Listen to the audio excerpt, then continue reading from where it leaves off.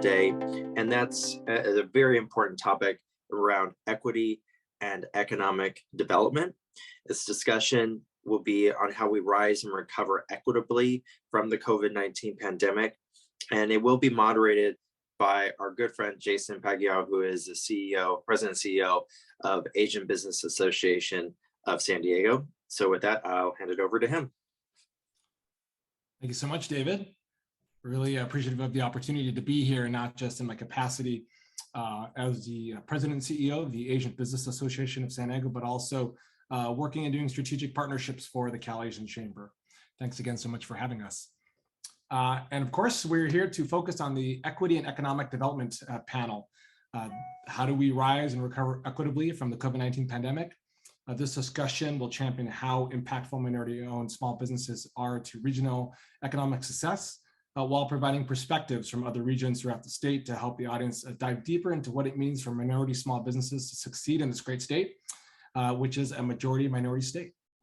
We do realize that this topic can be quite wide, but also go really deep.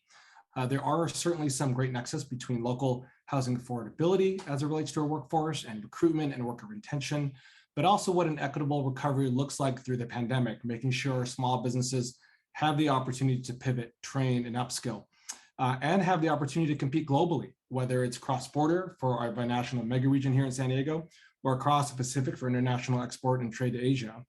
And thank goodness we've got such a killer panel to provide us some great insights on this topic. I'd like to introduce, first we have Cornelious Burke. Cornelious is an urban planner and government relations strategist. He currently serves as the Director of Legislative Affairs for the North State Building Industry Association, as many of you know them as the BIA. At the BIA, he advocates for the home building industry across the Sacramento Northern California region. Cornelious is also an adjunct professor at the USC Price School for Public Policy. He previously served as the Senior Director for Government Relations at the Bay Area Council. He notably helped write and was the lead lobbyist for SB 1069. Many of you are familiar with this.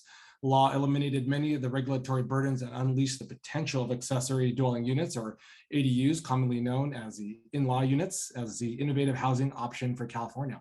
Thank you so much for being here, Cornelious. Thank you, Jason.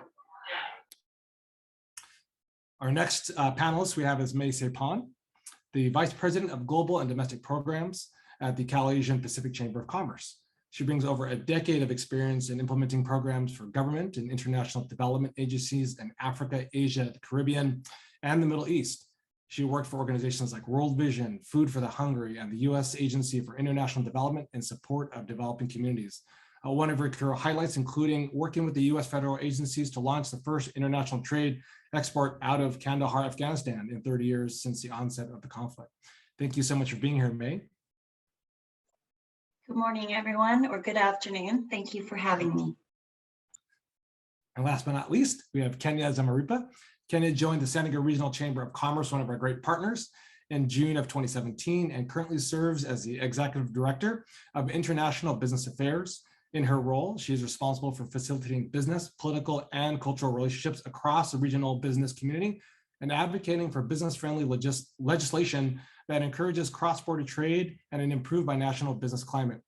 In support of this, she leads the Chamber's team in the organization and coordination of an annual binational delegation trip to Mexico City, which everybody raves about if you haven't been, to promote cross-border advocacy and quarterly international business forums that provide leaders essential knowledge and resources needed to thrive with the binational marketplace. Welcome, Kenia. Thank you. Looking forward to this conversation. So equity and economic development. We're going to start with our first softball question, and maybe Kenia, we start with you here. California is a majority minority state. What are the impacts you've seen from minority-owned small businesses in your region, and how have these impacts been considered when developing post-pandemic regional economic recovery? And I know we've had some huge news recently here yesterday, and I know this has been top of mind for you and something you advocated a lot with. In terms of the federal government recently lifting restrictions on land border entry between Mexico and Canada. So anything you could offer an insight there? Yes, and of course, I mean, this is a much larger conversation, right? We have conducted several surveys on both sides of the border, which have initially showed us that actually, like, thinking about small businesses, the smaller the business, like the larger the impact, right? Because many of them were not prepared or had the ability to go online or had like even the capacity to do so, right? So then again, of course, as you mentioned, once industry slowly started to come back and reopen, our business community was still impacted by the restrictions, which, you know, they will be lifted next month. So we're very thrilled about it, but it has been over 18 months. So of course that impact has been felt widely. Just in San Isidro, over 200 businesses closed their doors permanently. Most of these small or family-owned businesses, and they attributed that directly to restrictions. So again, although we're happy to hear that there's a light at the end of the tunnel and restrictions will be lifted next month, allowing fully vaccinated travelers to cross the border, the impact doesn't really stop there. Our region has already experienced an estimated 3.6 billion in economic loss on both sides of the border due to long border waits, which we can only estimate will continue to increase now that restrictions will be lifted. And then so we also have our cross-border workforce, which is stuck at the border up to 4 and 5 hours. This translates into this snowballs into many things, right? Of course, because restrictions are lifted, this will allow our businesses to have access to that consumer base. Tourism, retail, hospitality businesses, you know, welcome this news, but then we also have businesses that are operating short staff, production delays, increased costs that are being absorbed by them by hiring temp workers or just dealing with these delays. They're losing customers, you know, as a result of 18 months of not being able to keep up their promises with production or even processing the import exports of this. Of course, this is a variety of industries, not only tourism and retail and hospitality.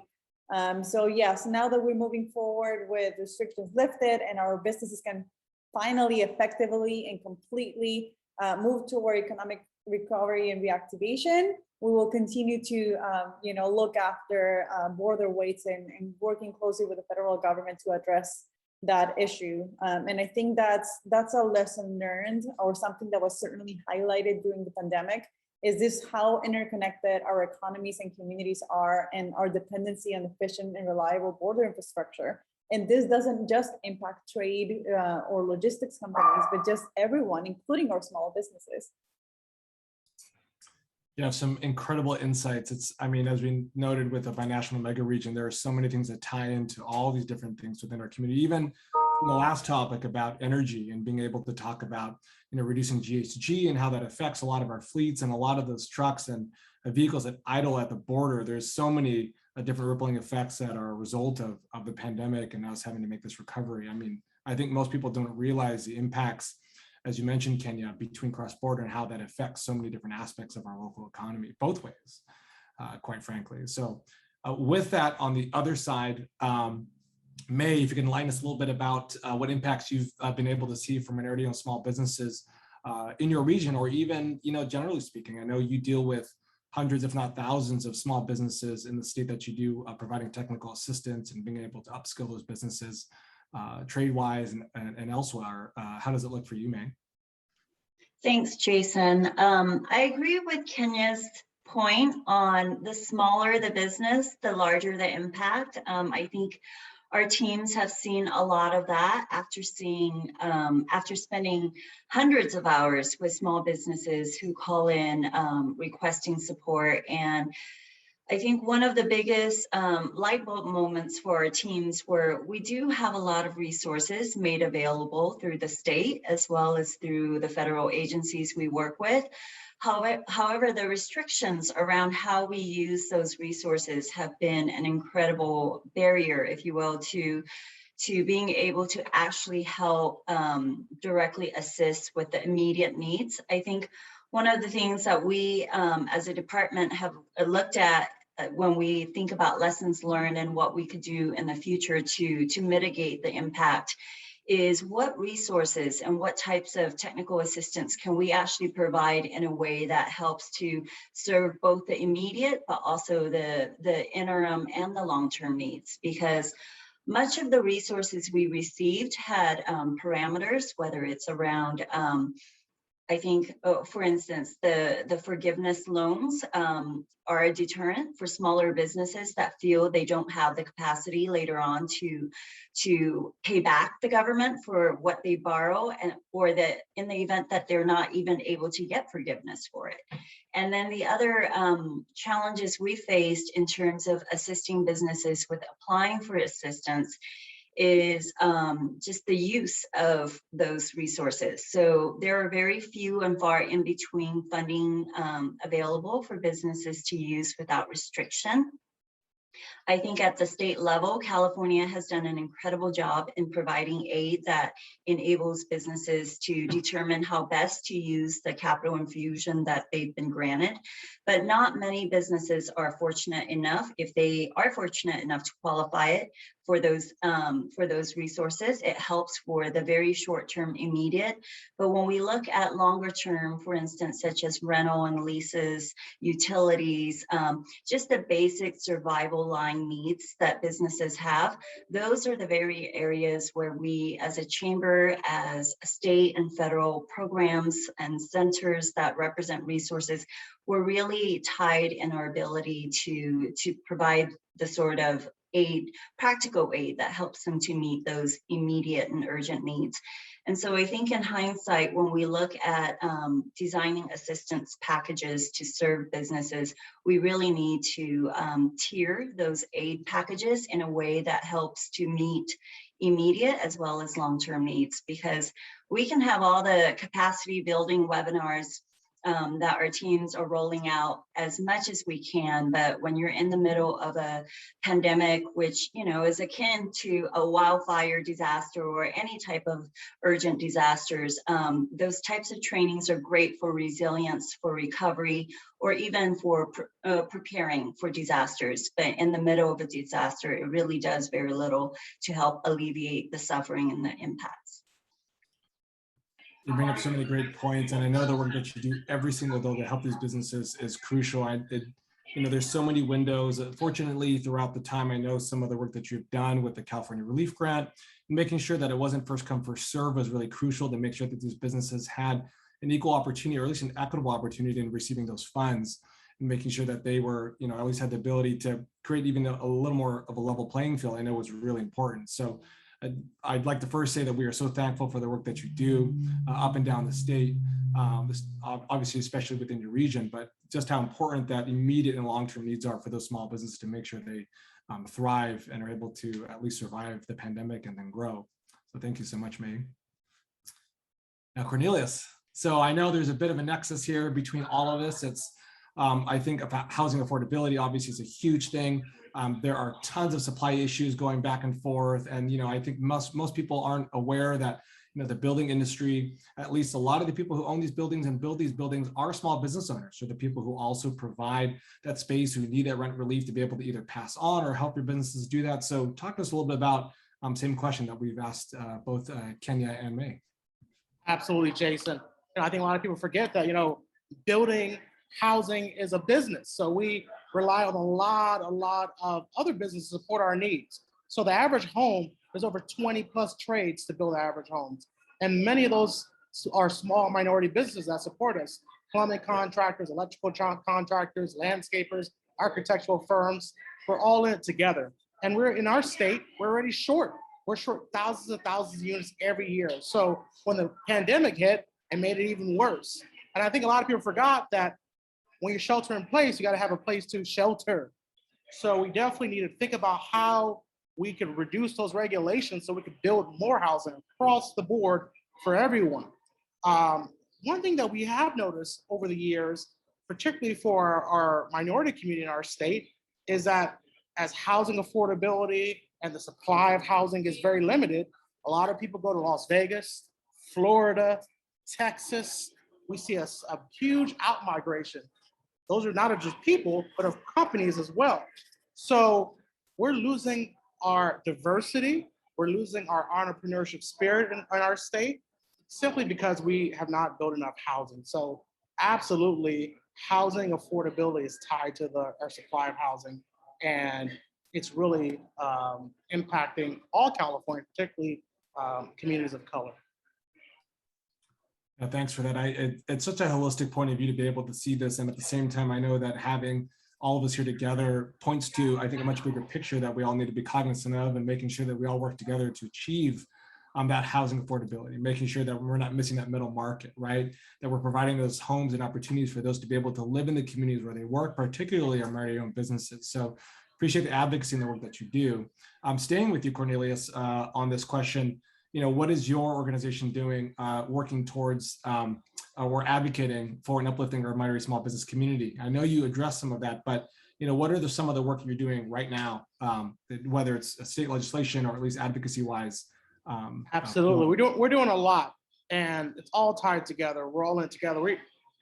The North State BIA and our State Association of California Building Industry Association, we have a motto, which is housing for all. We want to make sure that all Californians have housing.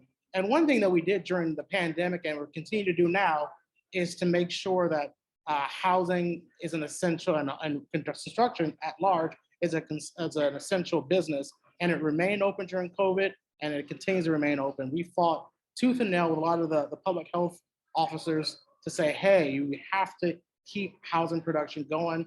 Number one, it's safe, it's outdoors. And number two, as I talked about, it's a lot of businesses that rely on coming together to build one home. So that's a lot of minority contractors as well. So those are the two things that we did during the pandemic and continue to do right now to make sure that we support our minority businesses. And lastly, I would say the fees, the regulations in our industry pretty much prices a lot of folks out of the industry. So, when we fight to reduce fees, when we fight to reduce the time and uncertainty to build from local governments and special districts, we're really saying, hey, we want everyone to participate in building and this economic driver of our economy, which is housing production. So that's crucially important for the North State BIA and the whole entire state of California to continue to build housing. Thank you so much for that, and thank you for that continued work that you do. Kenia, I'm so familiar with your work, and I see it every single day, and the advocacy that you do, especially in our region. So what are some of the big things that you're working on? Same question in terms of advocacy for a lot of our minority-owned businesses, whether cross-border or here. Yes, and actually, first I wanted to comment a little bit on what Cornelius was saying about, having the need of having a place to shelter in place, and then how affordable housing issues impacted our community a little bit harder. And I wanted to link that to the cross-border community because we have more and more U.S. citizens deciding to live in Baja because it's just impossible. And I wanted to also include myself in that because it's unbelievable how you can compare pricing and everything with when purchasing a house in Tijuana, which I did last year. Actually also almost was homeless for a little bit because of how long it took to build a house, even down here with the restrictions and COVID restrictions and all that. And the waves of sheltering in place again and suspending activities. But that's an example, although that works for some people, such as myself, San Diego's also sort of spreading affordable housing issues in Tijuana because Mexican families with a Mexican income cannot compete with those that have a US income.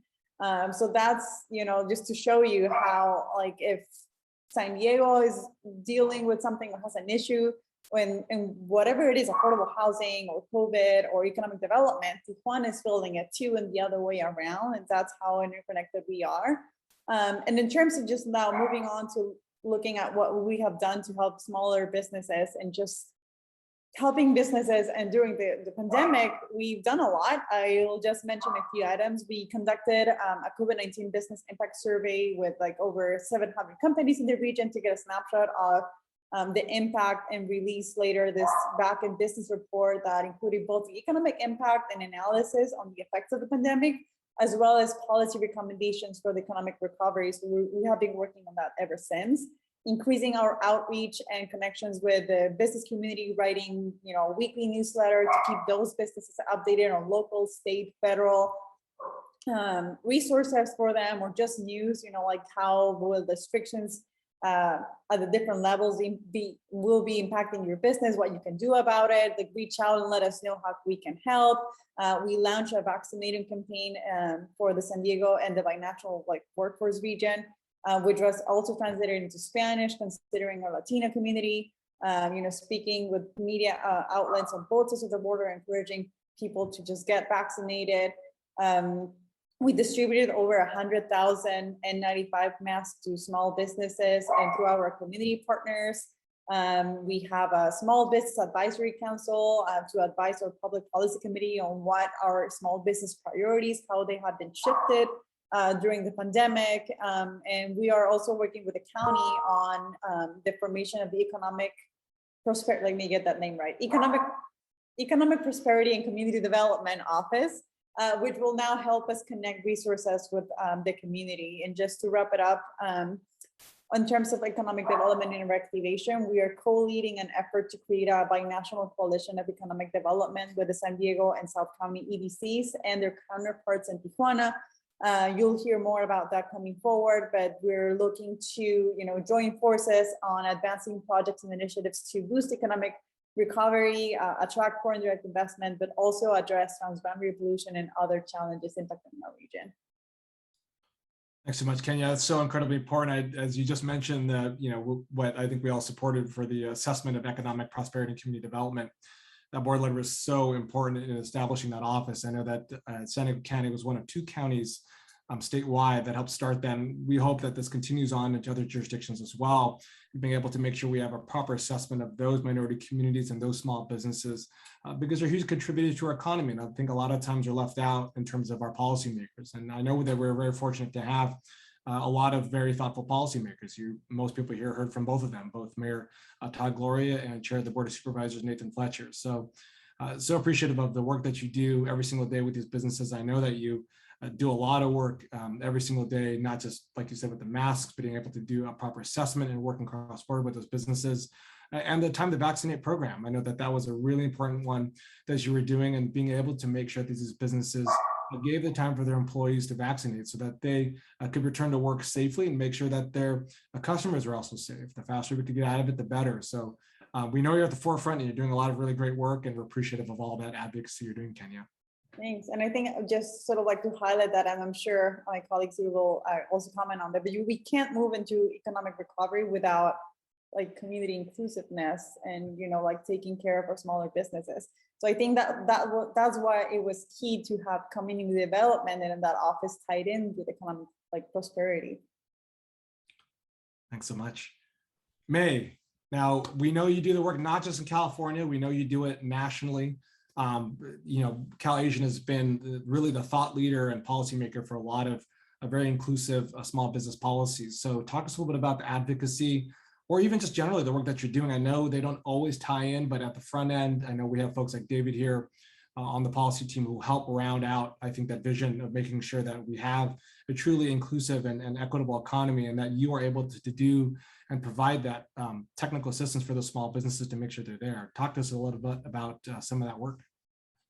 Thanks, Jason. I think I'll leave the direct policy work for you and David to cover, but we've been very fortunate here at the Chamber to have had partners both at the local jurisdiction level, at the state level, and at the federal level to extend and expand the work that we do in ways that we wouldn't be able to do on our own. So thanks to partnerships with both government as well as local community organizations, we've been able to reach out to numerous communities, and that's seen through our work, whether it's in support of the California Relief and Recovery grant activities, or whether it's through the MBDA, which stands for Minority Business Development Agency efforts. I think one of the points I do want to make is, in the midst of the pandemic, which has really leveled a lot of the efforts of many small businesses, within those communities, we had another ongoing conflict or catastrophe, if you will, within the AAPI business community. Many of them had suffered attacks or assaults or vandalism. So in that vein, we are also working to address and respond to some of those misfortunate events that have incurred costs as well as extra challenges for businesses within the AAPI community. And I think in every disastrous situation, there are opportunities for us to open up the discussion, dialogue on challenges, very real ethnic and cultural challenges that may have always been there, but these disasters and the shootings in Georgia, I think a combination of all of those incidents have really opened up opportunities for us to sort of engage at that cultural dialogue, the cross-cultural sensitivities that we've been finding ourselves more involved with. So the Chamber has launched an AAPI Strong California project, which is in coordination with our sister chamber, the National ACE, and also other projects that are popping up in other states alongside the AAPI Strong campaign. So that's one area of advocacy that I think we are trying to make a difference and hopefully deliver some tangible models of trainings that I hope we can impart to businesses throughout the MBE community, not just within the AAPI community, but also across all the different minority groups. And so we've had several discussions. We're producing stories that hopefully will be used in a curriculum and in trainings that we aim to distribute across all of our partners that we work with throughout the US as well as here in California. So there's more of that to come. And then the other efforts that we are focusing on too is shifting our focus from just trainings and capacity building to direct assistance. So that's one shift that in recent months I've seen has generated a lot of interest from the smaller businesses that have been impacted. Typically, they may have heard of us through a training or through some kind of government aid or grant that's provided. But in this shift, what we're doing as the technical assistance teams at the Chamber are focused on is really going out and providing direct consultations. So meeting with the teams in person actually, and providing marketing assistance, providing video shoots of their work so that they can help to assess and provide a media and marketing toolkit for these businesses that otherwise wouldn't have the capacity and staff or the finances to deliver these type of things. So we have found a lot of success with the direct assistance, and also just have been able to capture a lot of narrative that hopefully will fill out basically the broader package of services that we're providing, because I feel like a lot of the resources we do have, we're able to partner and distribute it across the thousands of businesses we serve. But much of them gets lost in terms of impact. It's really difficult when you've serviced over thousands of businesses across a small time frame, and then to go back and figure out, well, what did we do that actually translated change or meaning to your business? And a lot of times we have, I think, quantitative data, but that doesn't really lend to sharing with us what that means at the human level of impact. And so, so our teams have spent quite a bit of time gathering those stories, gathering the narratives that can hopefully provide more flesh and visuals to what we've done and what impact looks like behind those numbers that we've captured in our reports. I think that's so incredibly crucial and important. And I know that work that you do, both, as you mentioned it, between getting to understand our community and being able to storytell so that a lot of those small businesses are able to see what kind of success is out there, but also, that they can receive that kind of help too, that kind of assistance. I think what you do so well, and as well as Kenia with the Chamber, is being able to have a culturally competent business advisors and being able to have trusted messengers who can go into the community and do that direct assistance and be able to show them exactly the kind of work that you do. And we've seen just how important storytelling is, and especially in virtual recovery throughout the pandemic, that being able to see these stories, being able to see them tangibly and hear them has opened up so many doors, not just for our organization, but I know for both of yours and certainly the building industry as well, to be able to say, hey, we can be part of that too. We can, partake in this or receive this kind of help, and we could receive it in language, right? So I know a lot of that work is really, really important. And so we're very thankful that you're at the forefront of that and helping craft that with other partners, as you mentioned, between other chambers as well, and cross-culturally. As we all know, viruses or discrimination or hate, no cultural boundaries, right, for us. So being able to translate that work, not just in one, I think, sector or just in one community, goes so much further. So huge thank you to that, Maye. Staying with you on this item or a similar item in terms of supply chain issues. We were seeing this left and right? We're seeing this, I know everybody, you're all nodding your head because we know this is a really big issue and a really big problem right now. We're seeing at the port, all of our ports where all these ships are backed up, right? Our businesses who are trying to pivot or at least be able to do any kind of international trade. It's a huge issue. So what does it look like right now with those? And we're starting to see even more of it and this, compounding effect. So what does it look like for you, Maye, with supply chain issues? And how do we, what's your best advice, or at least, how do we better recover from that? Oh, it's a massive undertaking. I'm sure my other fellow panelists can speak to this as well, but I think for us at the Chamber, we've recently pivoted from being primarily focused on export and trade, at least through one of our federal centers, to more of a domestic focus on business development and growth for many of our clients. So as a result of that pivot from international to domestic, we've been focusing more of our energies in building a platform that can help connect our suppliers to the primes and to the government agencies that are looking for diverse suppliers. So that's one way of our chamber's attempts to infuse more diversity into access to government contracts, as well as major contracts, whether it's through the public utility companies or through other major corporate companies. And so that is something we're in the midst of building right now. Our goal is to have hopefully 100 businesses registered in our platform. It's going to be called Diversity Procure.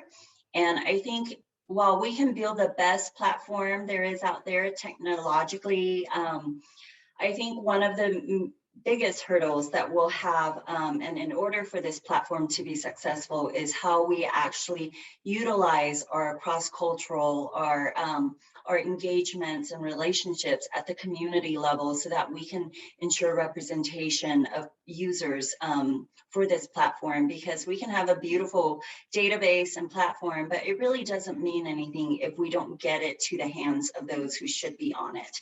And so I think there's a lot of work ahead in front of us in terms of figuring out who the key community leaders are, so that all of the nail salons, the restaurants, the businesses that I think could gain and benefit by being part of this community. Because in addition to state level and federal contracts, we're looking at also opening this database to ensuring businesses are aware of and prepared to bid and compete for local at the city and jurisdiction levels of resources. And that can span from grants to government contracts to really any kind of contract bid opportunity.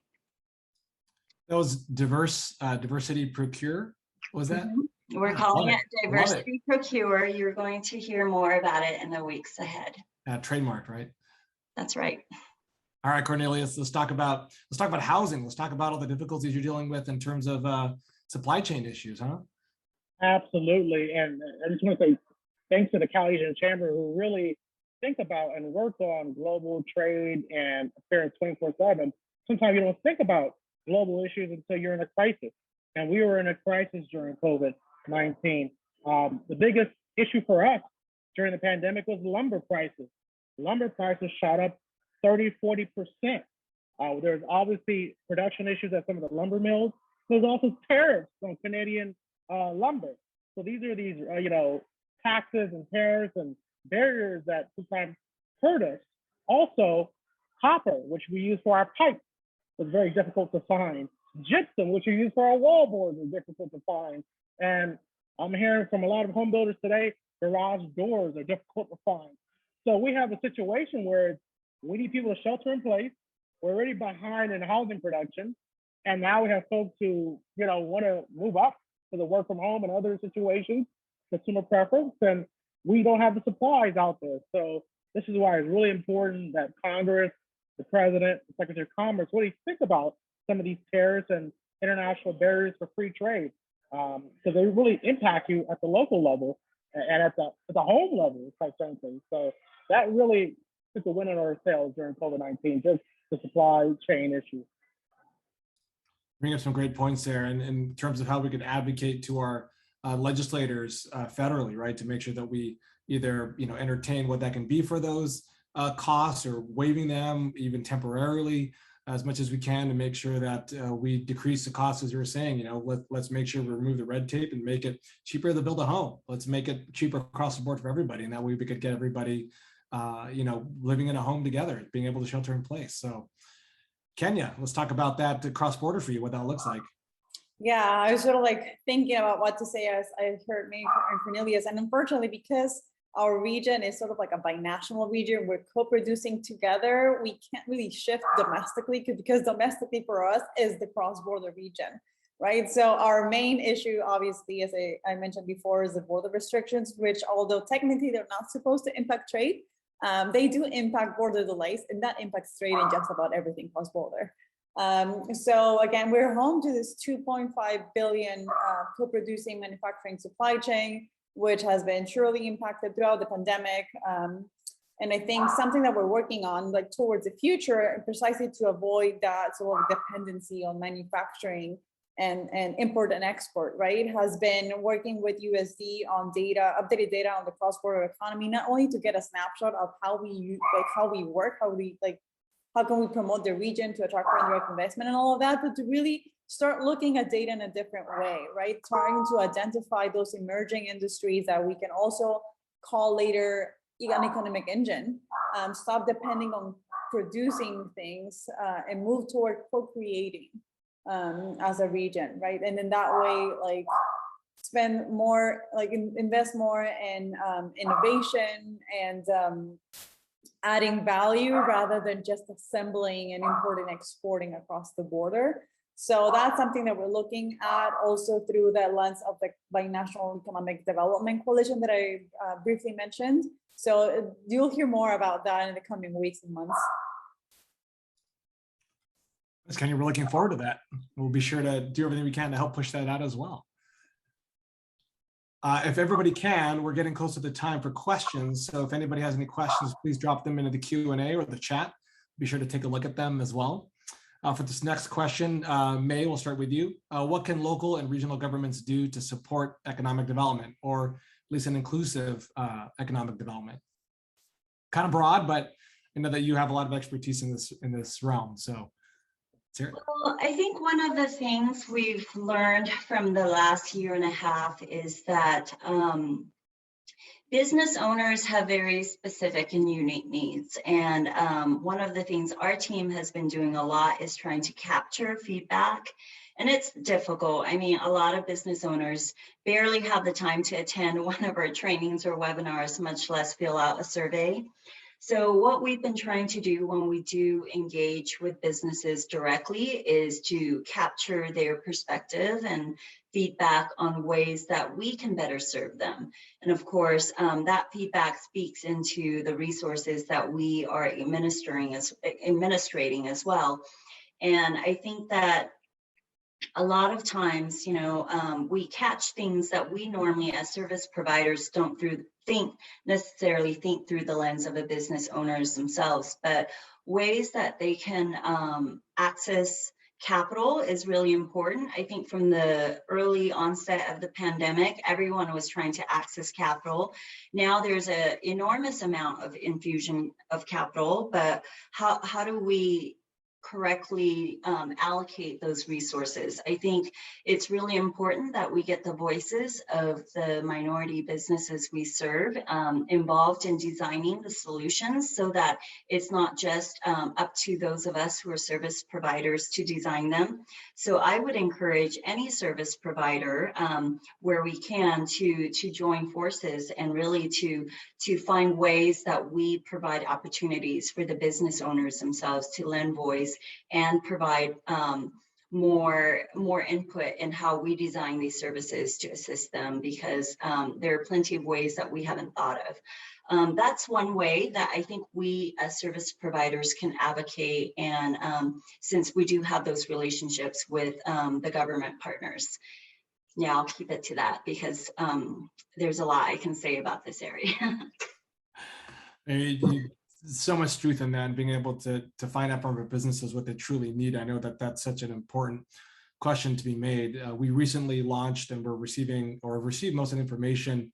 We took very similarly all the business licenses for the top 3 cities in the county, that 3 major cities that had mostly Asian Pacific Islander businesses, pulled about 7,000 licenses, where we did a lot of data scraping and figured out, working with one of our partners, Booz Allen Hamilton, and being able to find out who those businesses are. And then from there, throughout that process, do a lot of calling, and then actually doing actual literature drops and engaging with those businesses in person. It's so difficult to, and I always like to tell people, it's more expensive to communicate to communities of concern or communities of color, and being able to get them to tell us exactly what they need, because you need those culturally competent business advisors. You need those trusted messengers and those CBOs and BDOs who know those communities better. And it's not inexpensive. And I think that's important, that our local policymakers and state and federal policymakers make that concerted effort and those investments in these communities to really find out what it takes to be able to get those policy recommendations that make the most sense. So I completely echo your sentiment there, Maye, and I know that there's going to be a lot that we're finding out through this information in the coming weeks to months. Kenia, similar question in terms of what can we do for local and regional governments to help support economic development? Well, it's pretty much what you have been mentioning, but working closely with your community, and that includes, of course, the business community and the different minorities that would be represented. I mean, locally, we have been very fortunate to work behind the scenes with local and state and federal authorities. And we have been home to pilot projects that are later replicated across the US-Mexico border or just across the county. So let that be part of your day-to-day work versus isolated projects in which you seek involvement from the community. I think, again, at the local level, we have been very fortunate. I serve on the Latinx advisory board at the mayor's office, and he has several other communities represented. So that's an example of an amazing effort to have continuous involvement and a voice present from different representatives in your community. Thank you so much for that, Kenia. Cornelious. A lot can be done. I just want to highlight 3 things. Number 1, we all need to be a champion for home ownership and housing. It's critically important. I know in the Black community, when you buy your house, it just, your parents cry because it brings so much joy. We all need to champion that in our state. We're losing our diversity. We're losing our innovation because of housing and our lack of housing production. Number 2, local governments need to really think about how they zone, how they have fees and taxes and their permitting process for development projects. That's really hurting California and various cities and counties throughout the state. And lastly, I might add, I don't know if any of you try to get a painter or a contractor during COVID, but they were booked out for months and months in advance. We need to really promote career technical education and trades. Our industry suffers from finding great people in the trades because we don't have it in our schools anymore. We don't have it in our community colleges anymore. These are great jobs: plumbers, electricians, draftsmen, draftspeople. We need to really champion that. So we really encourage school board members and community college board members to think about how we can do more to do more career and technical education, particularly the trades. Thank you for that so much. Now we're in the final stretch. This will be our last question. We'll try to keep this one easy. one thing that you like to see changed relative to the conversation we've had today. Just one thing. You could spitball, you can make it quick, you could make it long. We have a few minutes here. Maye, let's start with you. One thing you'd like to see changed. This is on the record, so let us know. What do you think? Wow, that's $1 million question. No one else has one off the top of their head? Sure, I'll Go say ahead, it because Kenia. it's already on my head. I mean, I'm all about cross-border communities and everything. So if I would like to see something change, it's two things. One, no more transboundary pollution going on at Tijuana River. As a resident of Tijuana, that impacts both, and it's embarrassing, like both sides of the border. It's been going on for over 30 years, and it's about time to stop pointing the finger at each other and just work closely as a family and moving ahead with that. And then let's stop looking at the border as something that divides us and looking at it as we have been united by the border, and we are one community, one voice. So shifting from it's just a perspective, right? So let's stop thinking about US Mexico separately and just think about how we are like a border region. We are one community, multinational community, and how we can enhance collaboration across the border and just move toward economic recovery and a better climate environment and all that. So Kenia, I don't know if you know, but I actually grew up in San Isidro. That's right. US exit number 2 is right off where I grew up off of Dairy Mart Road. So completely understand what you're saying there. Yeah, you can completely walk. Yep. Well, now that we have all the different pedestrian borders or crossings, which are fantastic. So as long as those remain open. Cornelious, what you got? The top thing for us is impact fees. Cities charge developers fees, and we all want great parks, we all want great roads, we all want great libraries and schools, but all those should be borne by society, not just on new development. You should be encouraging new development. Quite frankly, you should rolling out the red carpet and saying, "Oh my God, you're going to build a new community in my city. You're going to build housing in my city. This is great news." Not, "Oh my God, go build a fire station too." We should think about how we control impact fees. We just did a study in the Sacramento market that showed $100,000 just in fees for the price of a new home. We want great things in our communities, but once again, it's hurting our housing production. We should think about new ways of how do we fund these critical pieces of public infrastructure. And we hear this all the time in terms of fees. They're all coming everywhere, and the question just becomes, are they reasonable? I know right now sometimes you could argue that it isn't, especially for a smaller developer, right? And being able to make sure that those fees, however they're built, in terms of production, we need to make sure that we're advocating in the best way that we can. So Maye, what do you have?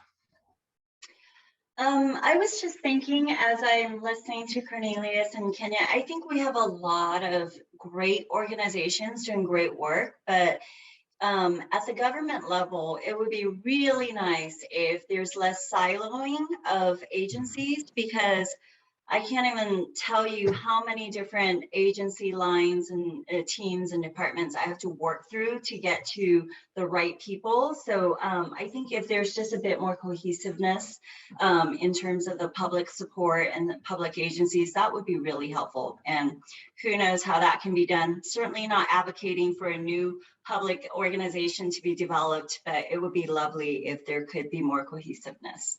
Maye, you hit on right in the head. I think all of us here have done everything we can to have a stronger and better collective impact and reduce staff and reduce funding. We've all done a whole lot more.